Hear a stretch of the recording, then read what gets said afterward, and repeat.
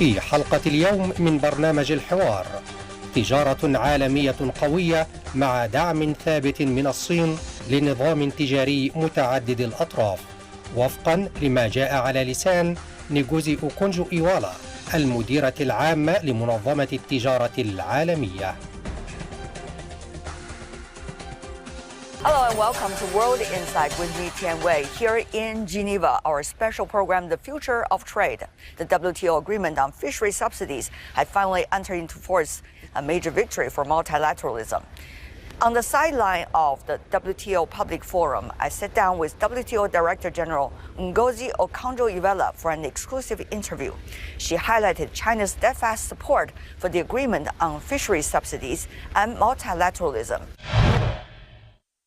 Madam Director General, congratulations. Well, thank you so much, Wei, and I'm so glad to see you here and for you to interact with the members. We're getting a lot of positive feedback. And I love the fact that the fishery subsidies came into force. Absolutely. I want to take the opportunity to also thank China. China was one of the earlier members to ratify the agreement, but also helped by working hard to try to persuade other members who had not ratified to do so. So Ambassador Shengang Li was with us at that time, and he and his staff, and I know people in capital in Beijing also worked very hard. Right. So thank you. I should say thank you also to our Thank you, members. Madam DG, for you and your team's hard work. Having said that, though, there are a lot of rhetorics against WTO over the past few years. Madam DG, I'm sure you know it better than anybody else in this world. Some say it's useless, others say it's tasteless, and there are so many different ways of describing WTO. What do you think is the role of WTO today, and how much do you think the reform will be able to bring WTO for its potential? Well, we don't buy into any of the descriptions are coming out of frustration.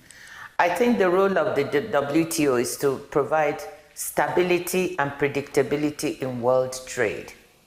And business people trade, and many of the business people from all our members, they understand very well the value of the WTO.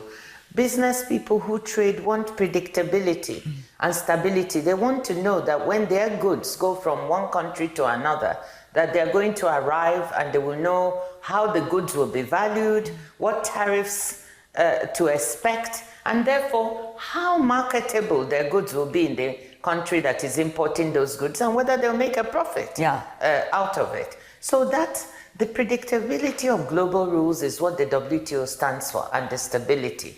And so I think that this is what is important. People take the system for granted.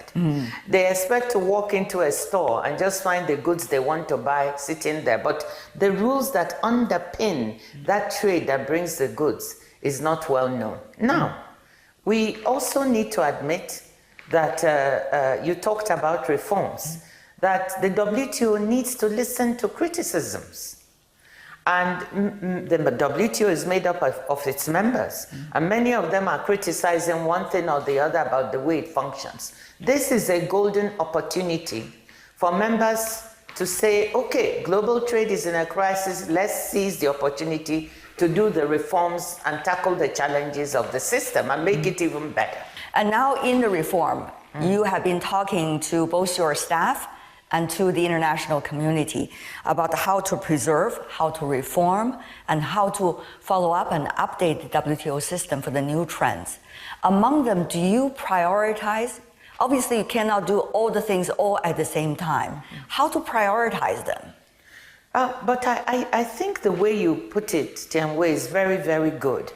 Because I think the first objective in my second term is to say, what is it that works? What works for the global trading system at the WTO? And there are some very important things that work that I alluded to. The fact that 72% of world trade is still on WTO terms today. The second thing is, what are the other rules within the WTO that are important we need to preserve? We have the WTO helps to set standards on human safety and product safety in trade. It builds trust. How do we preserve that? Most members value that. So, secondly, we have other agreements on intellectual property protection, for instance, that are also very valued by the business community. How do we preserve that? So preserving what works. The second is to ask the question, what doesn't work? We cannot be complacent. We have many things, many challenges to fix. And that is, so the priority number one is preserving what works. Priority number two is fixing what does not work. And among that, we have issues to look at. There are several that are important. One, how we make decisions. The world is changing very, very fast. With technology advancing and AI at a fast pace. The organization needs to be more nimble, more flexible, more swift to deliver for the world. And so we have a consensus decision-making system, unanimity, which is very valuable, meaning the smallest member has the same power as the largest. But we need to make it work better so that we can make decisions faster. So plurilateral, for example? That means what that can translate into is that perhaps when there's an issue to solve, a coalition of willing members who find that issue very important can get together and decide to work on it and to come to an agreement, and other members who do not particularly want to join can let them get ahead with it. So more flexible plurilaterals and decision-making systems, that could be one. Looking at issues of fair trade, many members complain about each other's trading practices. The issue is, can we be very candid and specific? What is it that is not fair? How do we solve those unfair? How do we, how do we give incentives so that members can do the right thing? How do we become more transparent? So that is another set of reforms we can look at. So just to give you a couple of examples of some of the priority things we need to look at. Then the last set of issues to look at is there are many exciting things happening in the trade world. We've got digital trade, we've got the advent of AI. By the way, looks at the role of AI in trade, indicates what we call 40 by 40, that the value of trade could increase by 40% by 2040 with AI. But that means we also have to have the right policies in place. If we don't, it could result in some countries being left behind. How do we look at these new issues and encourage digital trade, green trade, other aspects of trade, services trade, which is growing very fast? Yeah. I was reading a book that you wrote about, it's called Reform the Unreformable. So what do you think is needed in order to get that done? Very briefly from you. Briefly, I think it is the political will of members. And political will goes beyond ambassadors in Geneva. I do not believe that ambassadors alone can tackle the reforms. We need ministers to be involved. We need leaders to be involved. And I'm very grateful that many members, many ministers and leaders are also coming together now and saying we will support the reform. So how much pragmatically do you think can be done at MC14? I would hope that at MC14, 2 or 3 things. First, that ministers are able to debate these reforms and come behind a package of reforms, and not just the reforms, the modalities, how the reforms will actually be implemented. If they can agree on set of reforms and modalities at MC14, I think it will be very good for the world trading system. And then we have 1 or 2 other agreements that we could be looking at. We have the moratorium on customs duties for electronic transmissions. Can we renew that? We have a couple of other agreements, like the investment facilitation for development agreement. I think China has also been quite helpful with that. Can we get that inserted into the WTO rulebook? Those are some of the things we can look at. Global trade is at a crossroads, so is the uphill struggle toward stable global trade governance with the WTO at its core. From the floor of the WTO Public Forum in its headquarters in Geneva, CGTN is bringing you the latest insights and action plans on this topic. At this critical moment, join me for Trade for our shared future. That's my exclusive interview with the Director General of the World Trade Organization. What does that mean? The two largest economies of the world and also members of WTO interact with one another in order to solve the trade problems between them. What is the take from you? Well, the take from me and from our side here at the WTO Secretariat is a very positive one. We think that the two largest economies in the world and largest trading partners talking to each other, trying to talk through the problems and the challenges is a very positive sign. Because if China and the US enter into a trade war with each other, it impacts not just their economies, but the economies of the rest of the world, and the poorest countries will suffer the most. So we are pleased to see this dialogue, and we hope for continued understanding between the two. What might be the best wishes that you can send to them, and what do you think should be included in the conversation? I would hope to say, please let China and the US continue to dialogue with each other. We believe that the path of dialogue, which is what the WTO is built for, as a platform for members to dialogue, exchange views, and solve problems together. I hope that the two leaders will encourage it. Madam Director General, there are quite a number of myths about WTO. When it comes to people's rhetoric against WTO. There are also a lot of myths about the realities of trade today in our world. For example, whether trade redirection is after, for example, China and the United States in tariff war, the trade will go to other places and flood the markets. There are a lot of myths like that that's not based on statistics and data. How does the WTO help its members to come to realize what is the reality of trade today? Well, we are evidence-based and we monitor. And I have to say, in a month or so ago, we were not seeing so much trade diversion. But now, if you want to call it that, but now we're seeing that. The evidence is showing us trade between China and the US is going down, and that trade is going elsewhere. Okay, but members need to look at it.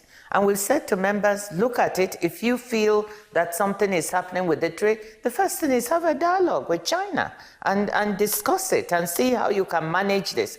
The second is WTO has so many tools within its toolbox that can help members to talk to each other and manage these issues of trade. We have a lot of tools, and I think some members are using it. So that's the way to go. The WTO is a platform for dialogue. So I think there's plenty of opportunity to settle these things in an amicable way. Right. And not let the myths spread around, but rather let the data spread around. Let the data and the evidence show. We always go out when we're evidence-based. That's why we didn't say anything until we were looking at the data of most favored nation. What do you make of the current reality of global governance as the Director General of WTO, which is the one and only in the world on global trading system?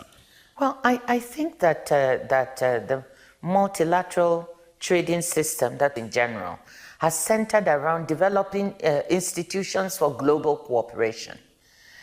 There are so many problems in the world that cannot be solved by one country alone.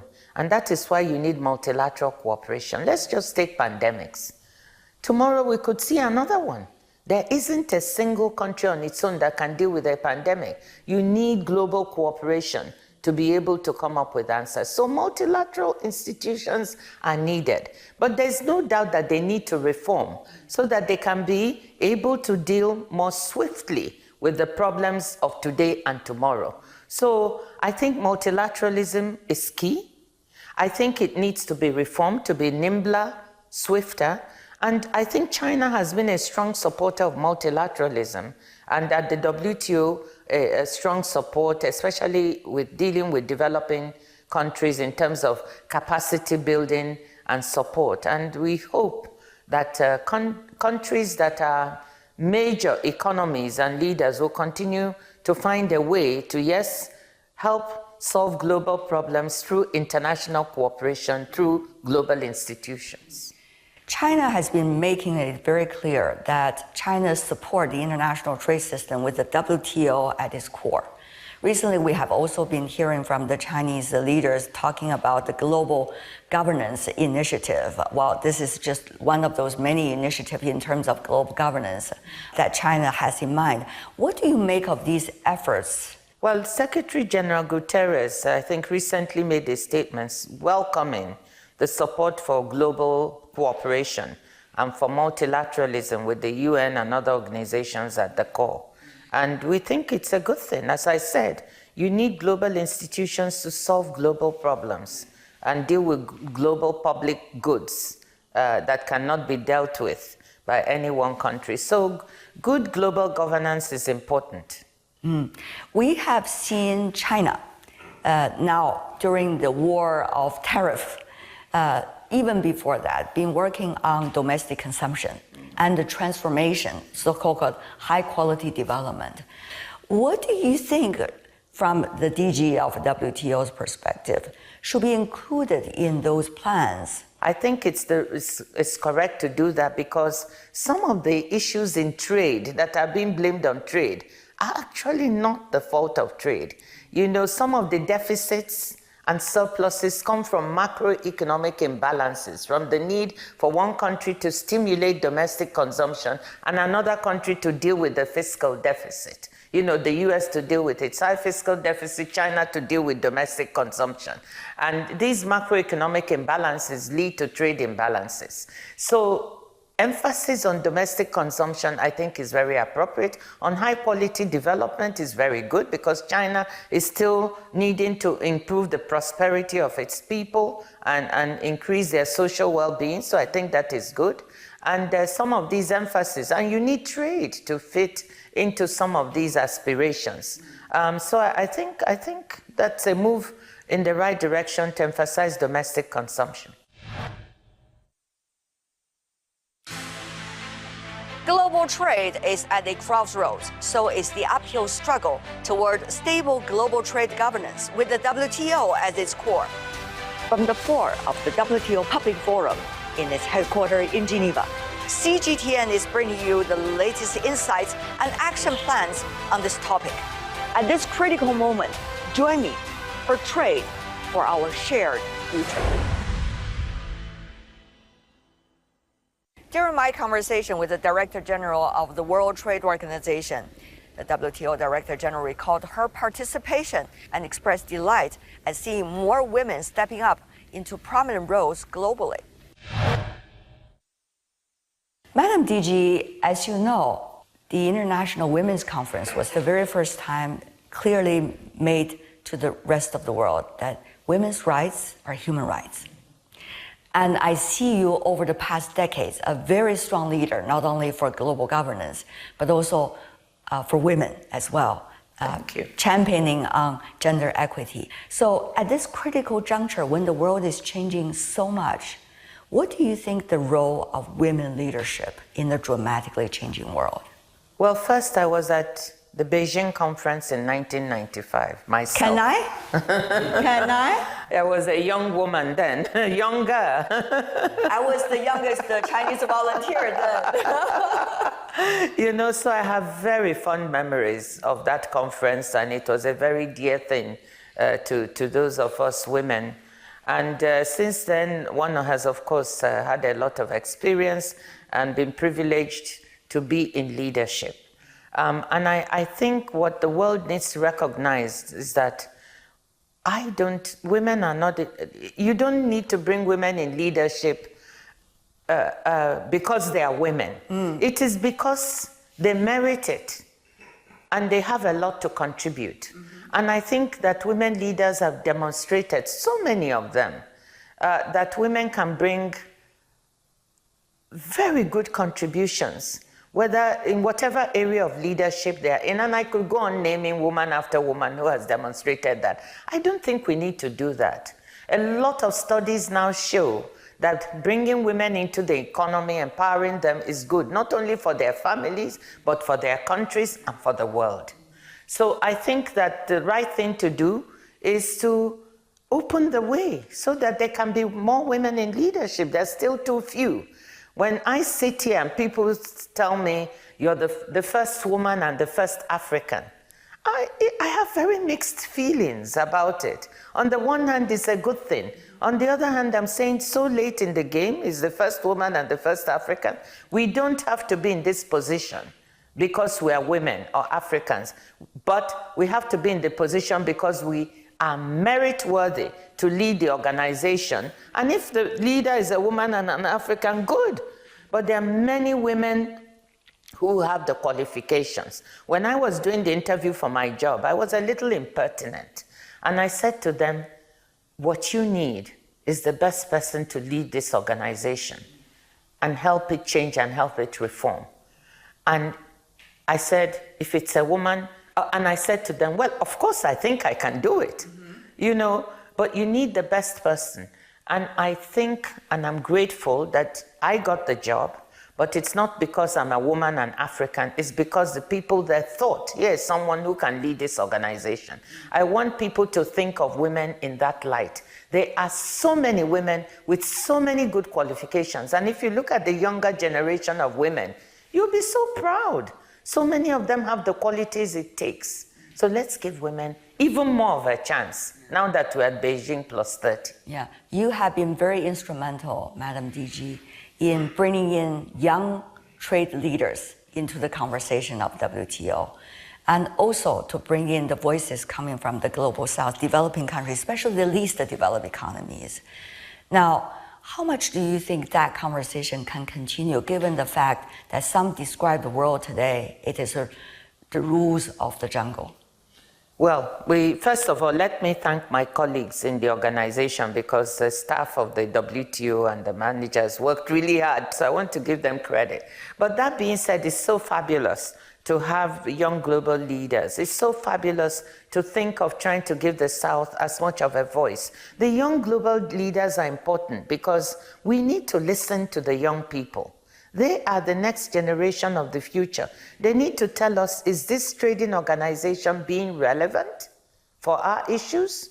Is it delivering for us? What does it need to do to change the way it is doing business?